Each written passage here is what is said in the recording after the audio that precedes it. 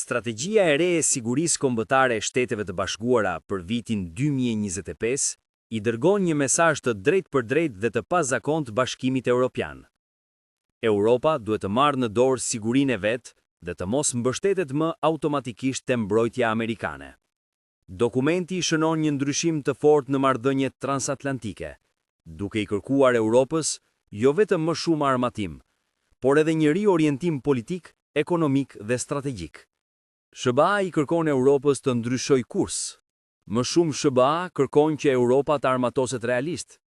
Në strategji, theksohet se vendet europiane të NATO-s duhet të rrisin ndjeshëm buxhetet e mbrojtjes, të investojnë më shumë në ushtri, teknologji ushtarake dhe siguri kibernetike, dhe të mos e konsiderojnë më NATO-n si një ombrel falas sigurie.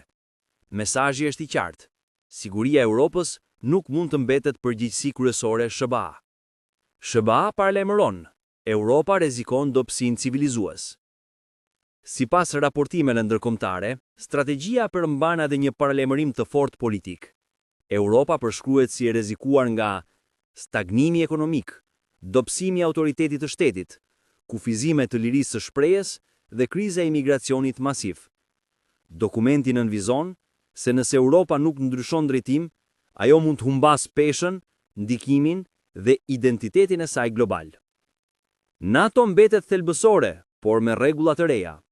Edhe pse SBA riafirmon rolin qendror të NATO-s, strategjia kërkon barazi më të madhe financiare mes vendeve anëtare, përgjegjësi reale në mbrojtje kolektive dhe fundin e modelit ku një pjesë e vendeve përfitojnë nga siguria pa paguar koston reale të saj. SBA kërkon që Europa të qëndrojë fort kundër Rusisë dhe Kinës.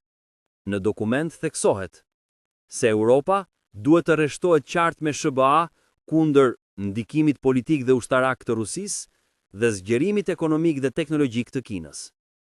Washingtoni kërkon që Europa të mos mbajë pozicione të paqarta në këtë përballje globale. Në përmbledhje, çfarë i kërkon SBA Europës? Të shpenzojë më shumë për ushtrinë, të mbrojë vetë territorin e saj, të forcojë NATO-n financiarisht, të frenojë ndikimin rus dhe kinez, të rikthejë forcën politike dhe ekonomike të kontinentit. Për këtë arsye, dokumenti u kërkon vendeve të NATO-s të rrisin buxhetin e mbrojtjes deri në 5% të prodhimit të brendshëm bruto dhe paralajmëron se modeli deritanishëm i sigurisë në ombrellën amerikane përfundon këtu. Ky lajm i strategjisë së re amerikane ndryshon arkitekturën globale të sigurisë, e detyron Europën të armatoset dhe të vetë mbrohet realisht, rrit automatikisht edhe përgjegjësinë,